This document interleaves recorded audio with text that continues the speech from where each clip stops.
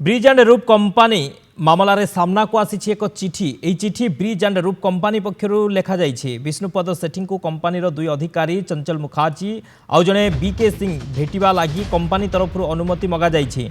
5 तारिख में भेटा अनुमति मगा जाइए। राज्यर विभिन्न जिले में चली कंपानी प्रकल्प संपर्क में आलोचना करने से विष्णुपद सेठी को भेटा चाहूले। यह चिठी पर ब्रिज एंड रूप कंपानी संपर्कित मामला नुआ मोड़ नहीं और नाना प्रश्न भी उठी।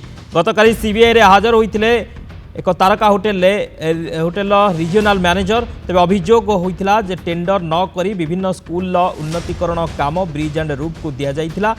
किंतु यह कंपानी सबलेट रे काम नेउथिले राज्यर किछि प्राइवेट रियल इस्टेट कंपानी। प्रकृत में सही कंपानी गुड़ी को काम मिलुथिला और सेमाने मालेमाल हेउथिले बोली अभियोग हेउछि। गत 9 तारिख में ब्रिज एंड रूप कंपानी चंचल मुखार्जी सहित आउ दुईटी कंपानी 2 जन को गिरफ्त करिथिला सीबीआई। सेमाने हेले आदित्य देव इंफ्रास्ट्रक्चर प्राइवेट लिमिटेड मुख्य देवदत्त महापात्र और पेंटा ए स्टूडियो प्राइवेट लिमिटेड संतोष महाराणा।